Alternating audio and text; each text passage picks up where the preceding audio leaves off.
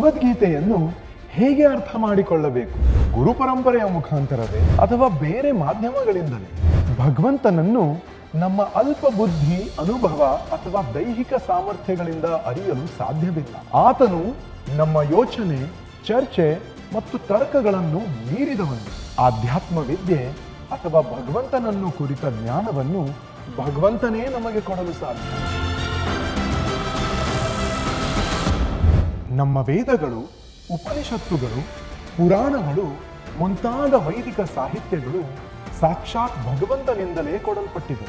ಹಾಗಾಗಿ ಅವು ಪರಿಪೂರ್ಣ. ಈ ಪರಿಪೂರ್ಣ ಜ್ಞಾನವು ಭಗವಂತನನ್ನು ಸಾಕ್ಷಾತ್ಕರಿಸಿಕೊಂಡ ಗುರು ಪರಂಪರೆಯ ಆಚಾರ್ಯರ ಮೂಲಕ ನಮಗೆ ಯಥಾವತ್ತಾಗಿ ದೊರಕುತ್ತದೆ.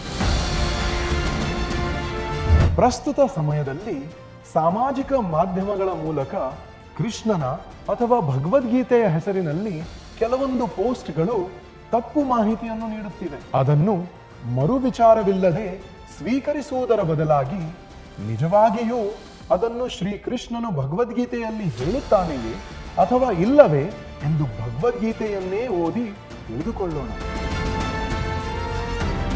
ಹಾಗೆಯೇ ಕೆಲವು ಸಭೆ ಸಮಾರಂಭಗಳಲ್ಲಿಯೂ ಸಹ ಕೆಲವರು ಭಗವದ್ಗೀತೆ ಮತ್ತು ಇತರ ವೈದಿಕ ಗ್ರಂಥಗಳನ್ನು ಹೆಸರಿಸಿ ತಮ್ಮ ಸ್ವಂತ ಅಭಿಪ್ರಾಯ ಅಥವಾ ಚಿಂತನೆಗಳನ್ನು ಹರಡುವ ಸಂದರ್ಭಗಳು ಇದೆ. ಅದನ್ನು ನಾವು ಅಧಿಕೃತ ಗ್ರಂಥಗಳ ಸಹಾಯದಿಂದ ದೃಢೀಕರಿಸುವುದು ತುಂಬಾ ಅಗತ್ಯ.